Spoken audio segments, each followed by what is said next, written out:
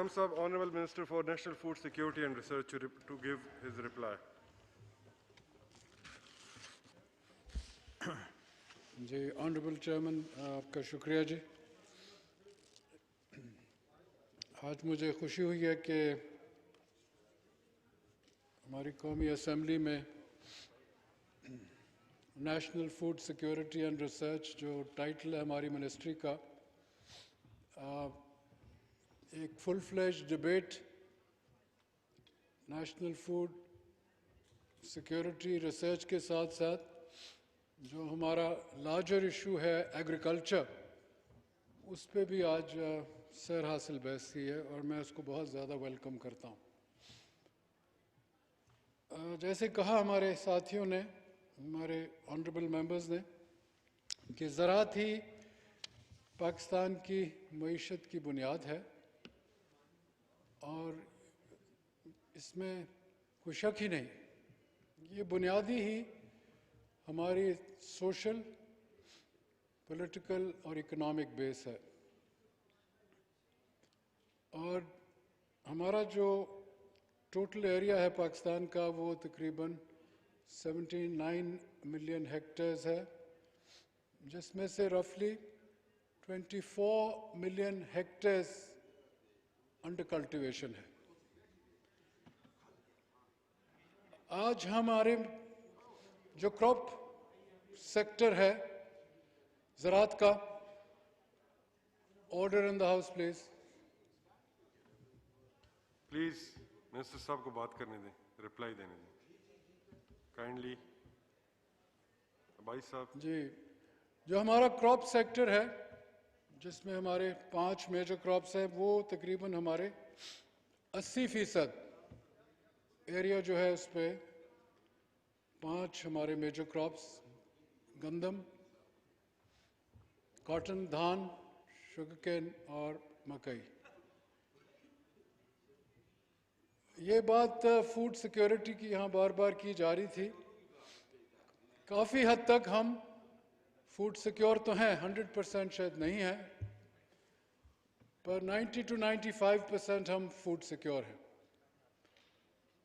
और ये बात भी दुरुस्त है कि इस मर्तबा जो हमारा टारगेट था, क्योंकि गंदम हमारा मेजर क्रॉप है और 25 से 30% हमारे जो खुराक, डेली खुराक है, उसका हिस्सा भी आटा होता है, तो हमारी इस दफ़ा प्रोडक्शन तकरीबन 25.5 मिलियन टन्स हुई है। टारगेट हमारा 27 मिलियन टन्स था।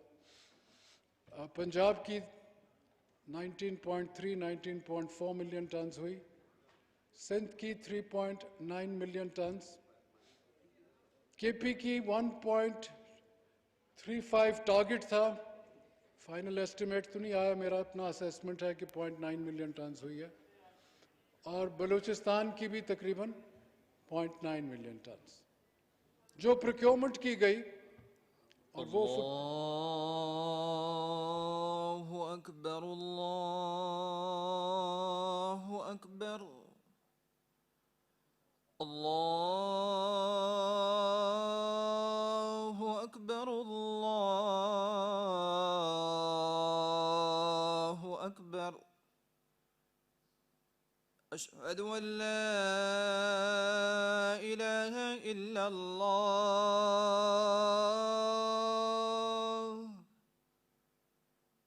अशहदु अन ला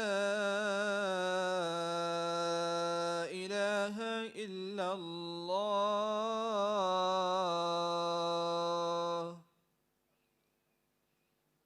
अशहदु अन्न मुहम्मदर रसूलुल्लाह,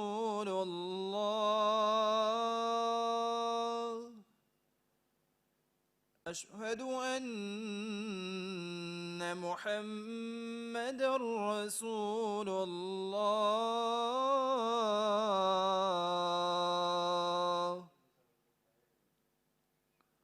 हय्य अला अस्सलाह,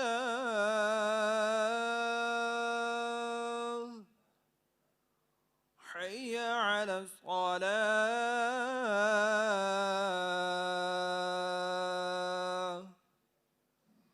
हय्य अला الفلاح.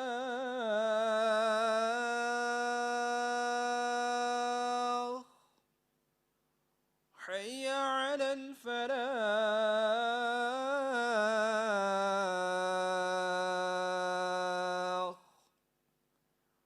الله أكبر الله أكبر. لا إله إلا الله.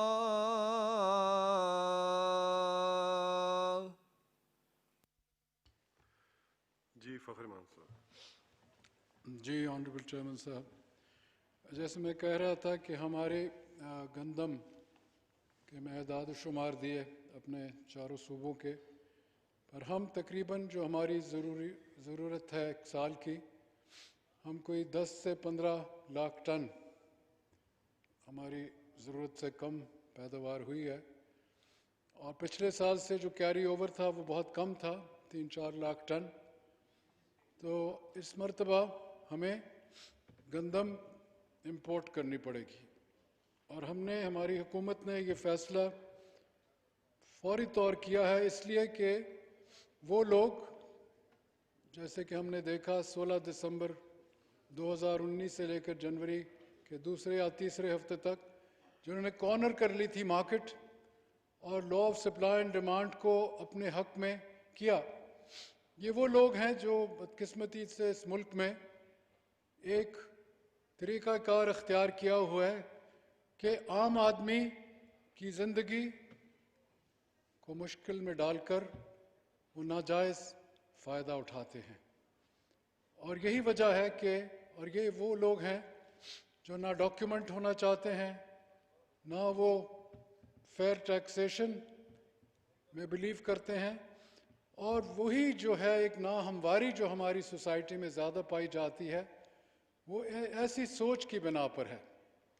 बहरहाल वो हमने फ़ैसला कर लिया और दरख्वास्तें भी मांग ली हमारी मिनिस्ट्री ने कि आप गंदम फौरी तौर पर बरामद करें। और मैं आज पूछ रहा था तो एक मुझे बता रहे थे कि एक शिप उन्होंने ऑर्डर किया की तो सिर्फ 65,000 टन की है, उसका 10 दिन के बाद एलसी खुलेगी और उसके बाद फिर वो गंदम दरामद होना 8 हफ्ते तक उम्मीद है शुरू हो जाएगी।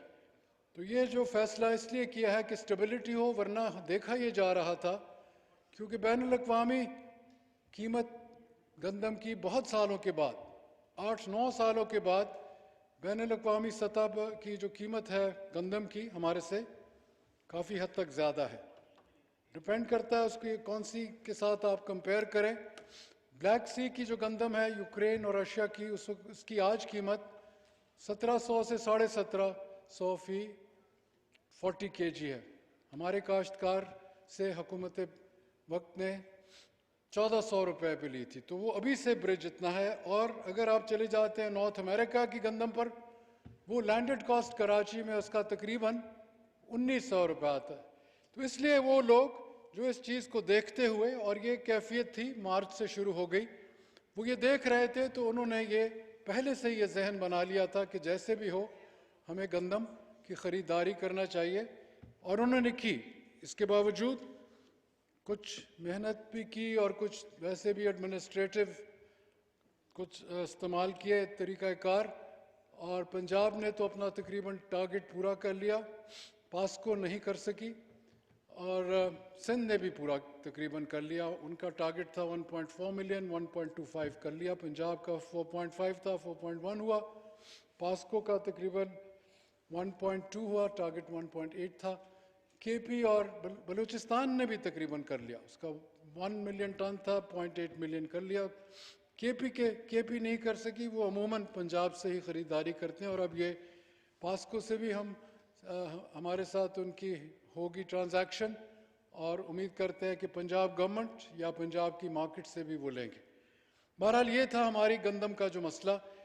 पर गंदम की जो मैं बात असल करना चाहता हूँ, जो हमारे हर साथी समझता है मेरे जितना या ज़्यादा, कि बुनियाद हर क्रॉप की उसकी सीड की टेक्नोलॉजी की है, और सीड की टेक्नोलॉजी का ताल्लुक साइंस और टेक्नोलॉजी से है। और हमारे यहाँ 1960s और 70s में सारी दुनिया में, मैं कहूँगा आलमी सतह पर, एक ग्रीन रेवोल्यूशन आया था, उस ग्रीन रेवोल्यूशन की वजह से और उसके जो बुनियाद बांधी थी, उनका नाम था डॉक्टर नॉर्मन बोरलॉग, और उसने मेक्सिको में शॉर्ट स्टैचर्ड व्हीट बनाकर सिर्फ पानी और खाद की वजह से, सिर्फ 2 चीज़ों की इनपुट की वजह से, all other factors remaining normal, 3 गुना उसने पैदावार बढ़ाई, 10-12 मन से 35 से 36 मन। वही टेक्नोलॉजी, उसको हम सस्टेन करते हुए सारी दुनिया में आज तक लेकर आए हैं। पर बदकिस्मती हमारी ये है कि उसके बाद हमने कोई पैराडाइम शिफ्ट नहीं किया। ठीक है, हम 27 से 32 मन पर एकड़ एवरेज पे जा रहे हैं, पर हमें 36 से 40 मन एवरेज पे आना चाहिए। अगर हम आ जाते हैं तो कम से कम हमारा 50 से 60 लाख एकड़ जो होगा वो डाइवर्ट हो जाएगा टू हाई वैल्यू क्रॉप्स, और वही मुल्क दुनिया पे छा गए हैं ज़राअत में जो हाई वैल्यू क्रॉप्स की तरफ आए हैं। हम लो वैल्यू क्रॉप्स की तरफ जा रहे हैं 70-72 साल से, और सीड टेक्नोलॉजी उसकी बुनियाद है। मेरे एक साथी ने यहाँ कहा, कॉटन की बात की उन्होंने। कॉटन की जो टेक्नोलॉजी थी सिर्फ एक मुल्क के पास थी, नॉर्थ अमेरिका के पास, और वो खरीदनी पड़ती थी, उसके लिए ट्रांजैक्शन करना पड़ता था। ऑस्ट्रेलिया ने किया, इंडिया ने किया, चाइना ने किया, टर्की ने किया, सेंट्रल एशिया ने किया, सब ने किया सिवाय हमारे। जैसे उन्होंने कहा कि हम कोई जेब में डालकर ले आए थे, 1-to-1 उस वैरायटी का नाम था, बॉल गार्ड 1 थी, अब बॉल गार्ड 2, 3, 4, 4 किस्म की बॉल गार्ड्स उसके बाद आ चुकी हैं जो फील्ड में आलमी सतह पर चल रही हैं। उनकी जो पैदावार है हमारे से 2.5-3 गुना ज़्यादा हो रही है। ये है बुनियाद। हम उस पर यह फैसला नहीं कर पाए क्योंकि हमने 2 कवानीन नहीं बनाए थे, ना हमने सीड एक्ट बनाया था, ना हमने ब्रीडर्स एक्ट बनाया था। वो बन चुके हैं 2-3 साल पहले, पर उसका एक की अभी तक रूल्स जो हैं वो फाइनलाइज ही नहीं हुए। ये कोताही रही है पाकिस्तान में कि हमारी पॉलिसी मेकर्स ने इस किस्म की चीज़ की तरफ सही मानों में तवज्जो नहीं दी। आज मेरा ख्याल में हम आहिस्ता आहिस्ता इसके ऊपर देंगे।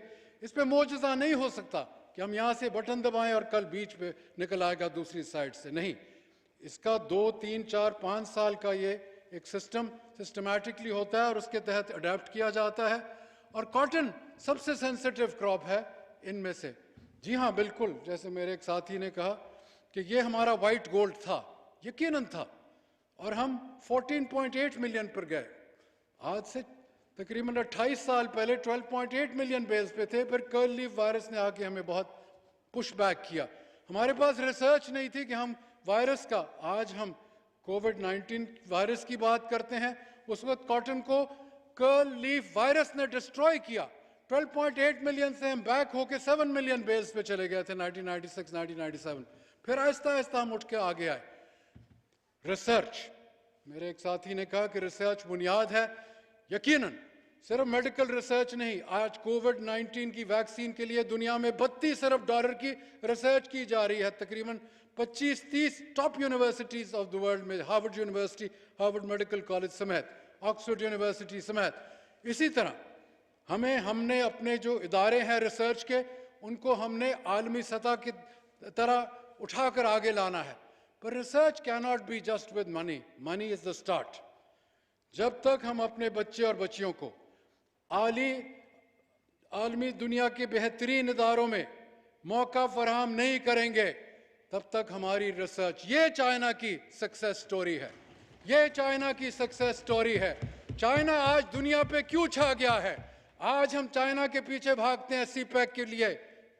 चाइना ने क्या किया? कौन सा मिरेकल किया चाइना ने एक मिरेकल किया। 1978 में डेंग ज़ियाओपिंग, 5 फुट उसका कद था, पर वो जायंट था as a leader, giant as a leader. मेरे जहन में वो माओ ज़ेतुंग से बड़ा लीडर था।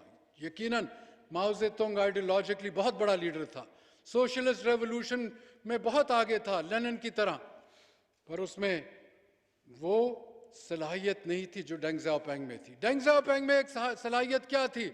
उसको पता था कि अगर मैंने दुनिया में एक खुद मुख्तार, एक खुददार मुल्क होकर रहना है, तो मुझे फिर ऐसा काम करना पड़ेगा कि रोज मैं हाथ फैलाता हुआ कभी किसी इदारे के पास ना जाऊं, कभी किसी मुल्क के पास ना जाऊं।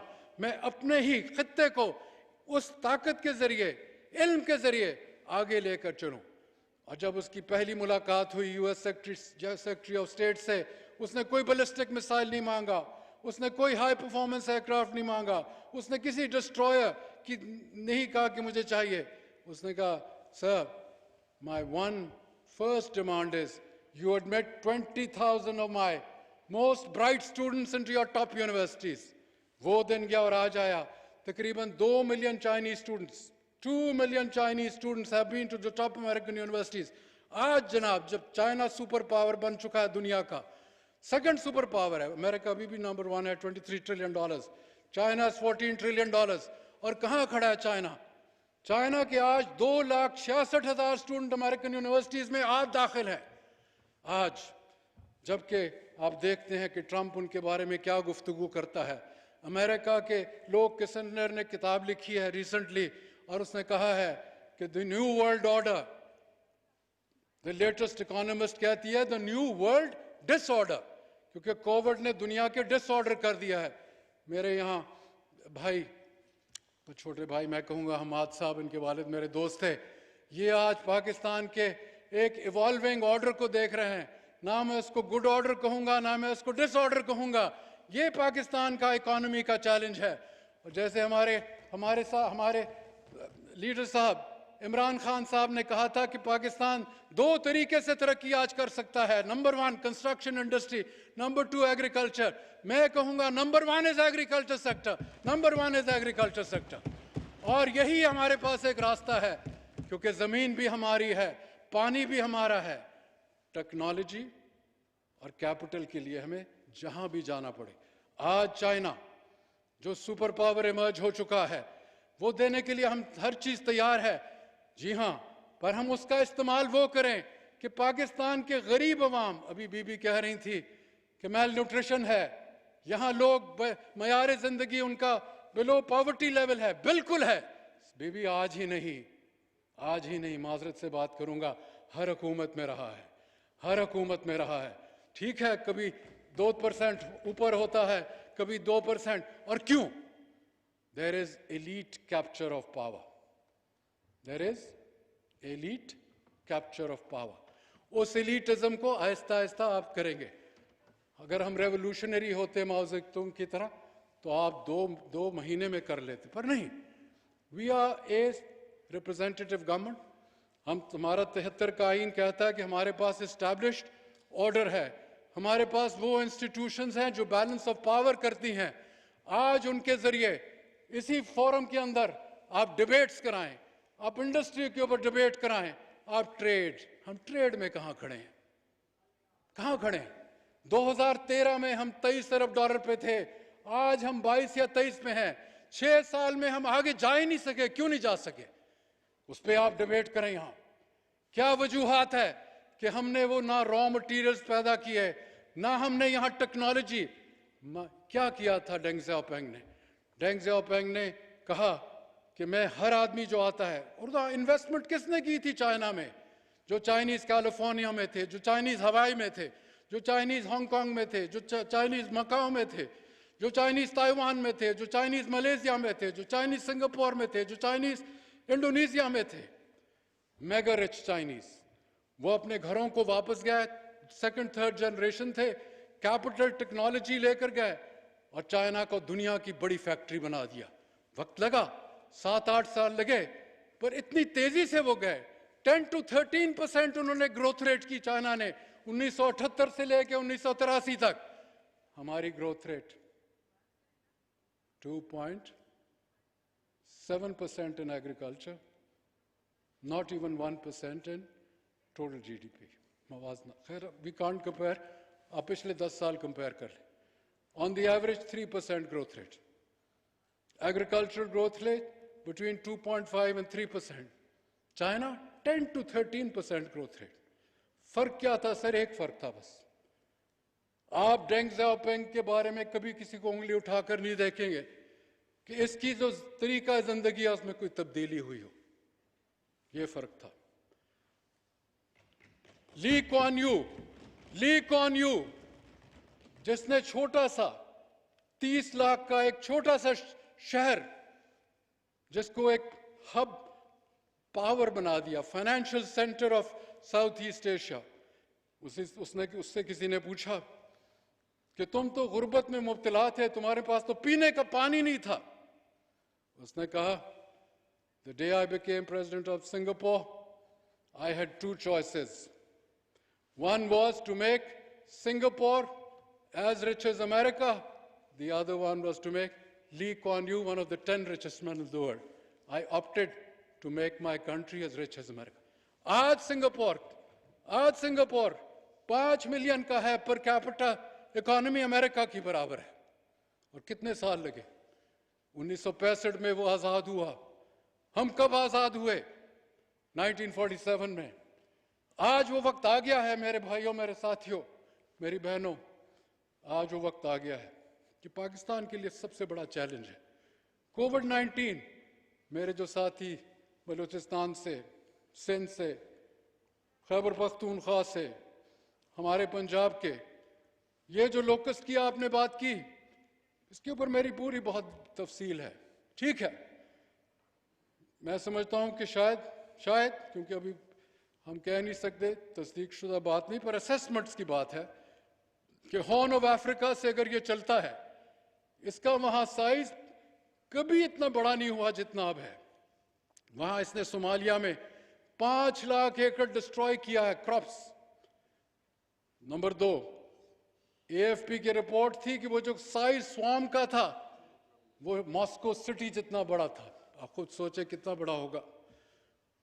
मैं तो अल्लाह ताला से दुआ करता हूं कि ये वबा हमारी तरफ उस साइज में ना आए, पर तैयारी हम कर रहे हैं। प्राइम मिनिस्टर इमरान खान साहब ने 31 जनवरी को यह फैसला किया था कि इसके खिलाफ एक नेशनल इमरजेंसी होगी। उन्होंने तैनात किया था नेशनल डिजास्टर मैनेजमेंट अथॉरिटी को, 1 अरब रुपया दिया गया।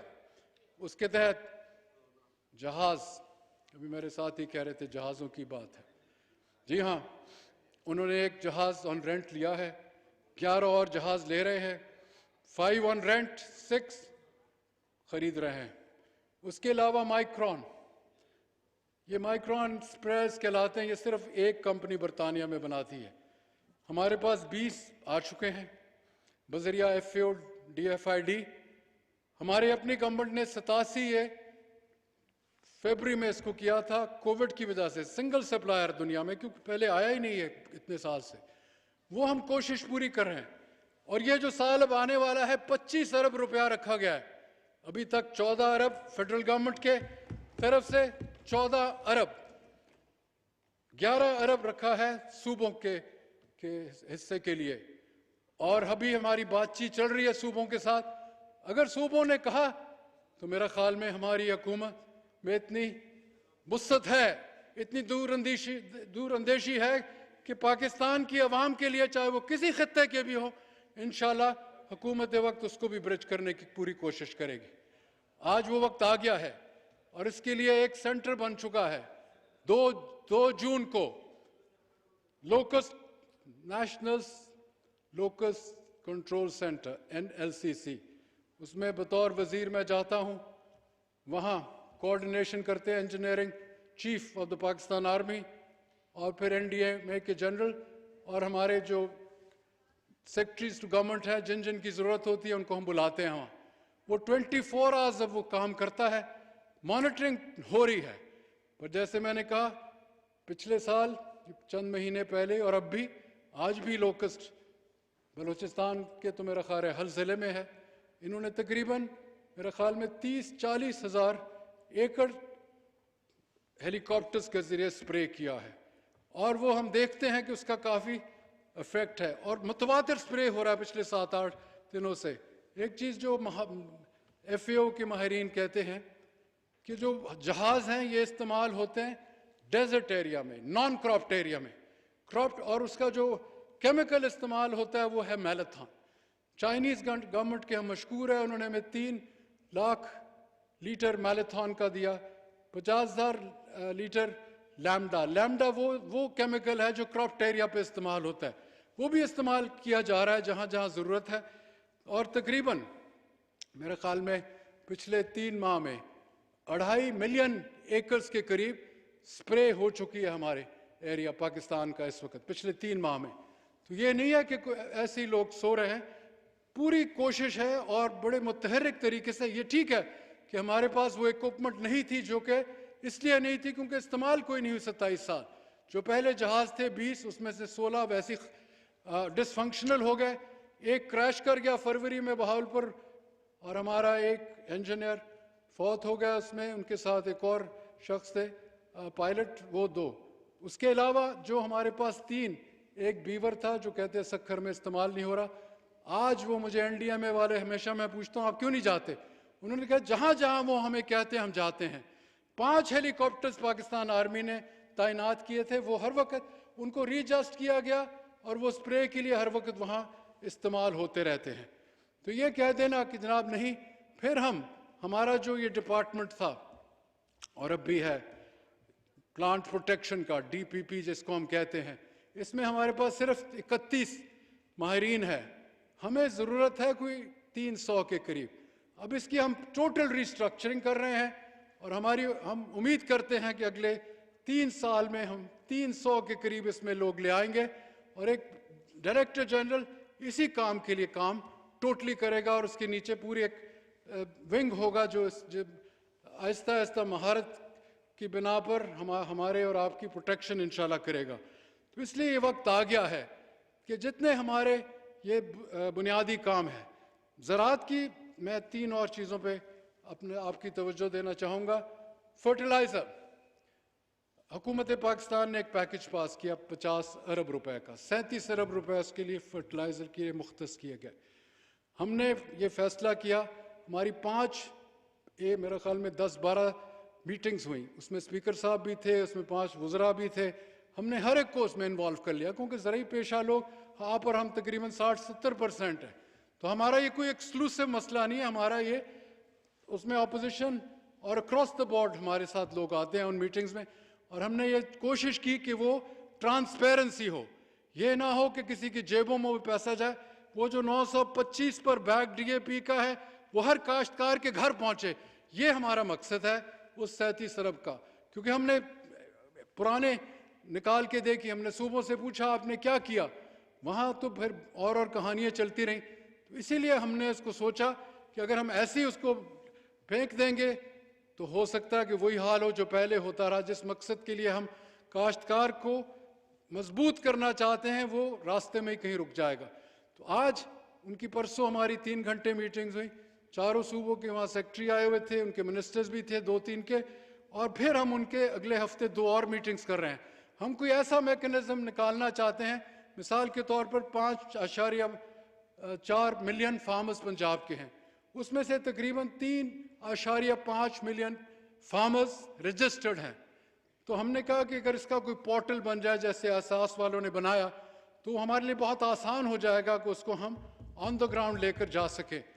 अगर बाकी 3 सूबों के पास इस किस्म का जामे किस्म का अभी प्रोग्राम नहीं है, वो ज़्यादा डीलर्स के ज़रिए, होलसेलर्स के ज़रिए और लोगों के ज़रिए उनके जो हैं ये मंसूबे चल रहे हैं, वो भी बहुत ज़्यादा रिव्यू कर रहे हैं। हमारी कोशिश ये होगी क्योंकि पहले से ये बहुत ज़्यादा लोगों को पैसा उनके हाथ में जाएगा। और उसके साथ 4 और मंसूबे भी थे कि ट्रैक्टर्स के ऊपर तकरीबन 5% जो ड्यूटी है उसको वेव करके वो FBR सीधा देगा ट्रैक्टर्स को पैसे, वो किसी के ज़रिए नहीं होगा, ये उनको डायरेक्ट रिलीफ मिलेगी। जो हमारे 2 मैन्युफैक्चरर्स हैं, मैसी फर्गसन और फिएट वाले, इसी तरह जो 10% काश्तकार को ज़रूरी लोन्स पे, क्रेडिट पे हम रिलीफ देना चाहते हैं, वो भी बैंक्स को डायरेक्ट जाएगा। तो फिर थोड़ा सा था पेस्टिसाइड के लिए पैसा, वो लिंक अप हम करेंगे विद फर्टिलाइज़र कि उसी मैकेनिज्म के थ्रू जाए। तो ये काश्तकार के लिए हमने फौरी तौर अमल किया था। कोशिश ये कर रहे हैं कि चंद हफ्तों में काश्तकार तक ये जो हमने उसके लिए पैकेज पास करवाया हुकूमत पाकिस्तान से, उस तक इंशाल्लाह पहुँचे और कोशिश पूरी करेंगे कि ये पहुँचेगा। इसके साथ मैं ये कहना चाहता हूँ कि ये जो पिछले साल से हमारे मंसूबे मुख्तलिफ चल रहे थे, सबसे बड़ा मंसूबा वाटर कोर्सेस का था, बारानी इलाकों में डैम्स का था और KP में एक स्पेशल इरिगेशन प्रोजेक्ट था। उनका आगाज़ अभी हुआ है, उसमें कुछ पैसे रिलीज़ हुए, उस रफ्तार से नहीं हुए क्योंकि जैसे आप जानते हैं हुकूमतों में कि जगह जगह उनकी पैसेज होता है, उसकी अप्रूवल होती है। हमने दूसरा रास्ता अख्तियार करना शुरू किया कि जिन वजारतों के साथ हमारा मसला होता है उनको हम पहले ही अपनी मीटिंग्स में बुला लेते हैं। तो उससे हम थोड़ा सा टाइम शॉर्ट करने की कोशिश करेंगे, क्योंकि हम ये समझते हैं कि ज़राअत जो है, हालांकि ज़राअत बहुत स्लो मूविंग होती है। आप आज एक चीज़ काश्त करते हैं 4, 5, 6 महीने, 8 महीने, 9 महीने, और अगर आप बागात की तरफ जाएं तो वो साल साल चलते हैं। स्लो मूविंग है बट ठोस चीज़ है और आपकी अपनी है। ये नहीं कि आपको IMF के पास जाना पड़ेगा, फलां के पास भागना पड़ेगा। और मैं तो एक और जहन से सोचता हूँ कि वो ममालिक, उसमें जैसे ऑस्ट्रेलिया है, जैसे कनाडा है, एक ज़माने में अर्जेंटीना था, एक ज़माने में साउथ अफ्रीका था, कुछ हद तक ब्राज़ील है, ये वो ममालिक है। चाइना तो बहुत आगे चला गया। तो हम ये सोचते हैं कि अगर हम ट्रांसफ़र ऑफ टेक्नोलॉजी चाइना के ज़रिए, उसके लिए हमें 3 चीज़ों की ज़रूरत होगी। हमें अपने रिसर्च इदारों के अंदर वो कैपेसिटी आहिस्ता आहिस्ता पैदा करनी होगी, जैसे चाइना ने अपने रिसर्च इंस्टीट्यूशंस को ग्लोबल लेवल पर लेकर चले गए। और उससे पहले इब्तदाई मराइल में हमें अपनी यूनिवर्सिटीज़ को अपग्रेड करना पड़ेगा। हमारी यूनिवर्सिटीज़ का वो मयार नहीं है जो कि दुनिया में है। और फिर तीसरा कि जो हमारे जितने रिसर्च सेंटर्स हैं, PARC एपेक्स सेंटर है, पर मैं नहीं कह सकता अभी कि उसका मयार अभी किसी इंटरनेशनल स्टैंडर्ड का है। हमें इन चीज़ों को मॉनिटर करना पड़ेगा। एवेल्यूएशन हम करवाएंगे बजरिया FAO। वर्ल्ड के जो टॉप रिसर्च इंस्टीट्यूट्स के लोग होंगे, उनसे हम पहली दफ़ा इनका मयार देखेंगे कैसा, और फिर हमें जहाँ से भी लोग लाने पड़े, साल 2 साल 3 साल हम ले आएंगे। हम एक नहीं, जैसे चाइना लेकर आया था, हम भी लेकर आएंगे कि हमारे इदारे जो हैं आगे चलें, हम compete करें with the best in the world. तो हमारा जो जहन है वो यही है कि काश्तकार, जिसको हमने इस मुल्क में अंडर दीज, मैं अब कहना नहीं चाहता, पॉलिसीज जिस किस्म की हम बनाते रहे, वो एक क्लास के लिए बनती रही। वो जो थी transfer of wealth from the rural to the urban, PIDE, Pakistan institute of development economics ने एक स्टडी की थी। एक MIT का PhD था, एक यंग मैन, मैंने उससे पूछा आपने किया, बताएं मुझे इसका निचोड़ क्या है। उसने कहा जी 20 साल की रिसर्च ये कहती है पाकिस्तान का कि पाकिस्तान की रूरल एरिया से अर्बन एरिया वेल्थ ट्रांसफ़र 3 से 5 अरब डॉलर सालाना होता रहा है। आप खुद सोचे जनाब, हम जो ज़राई शोबा के लोग हैं, हम जो दही लोग हैं, हमारे पास ये फिगर्स नहीं होते। ये रिसर्च वाले ये हर वक्त इस किस्म का काम करते रहते हैं। आज वक्त ये आ गया है, और इमरान खान साहब ने जब यहाँ बात की कि हम ज़राअत के ऊपर अब फोकस करेंगे, मैं उम्मीद करता हूँ कि अगर वो फोकस कंसिस्टेंटली रहा और हम उसको लेकर आगे चलते रहे, और मुझे यकीन है कि हम करेंगे, तो there will be a change Pakistan. Thank you very much.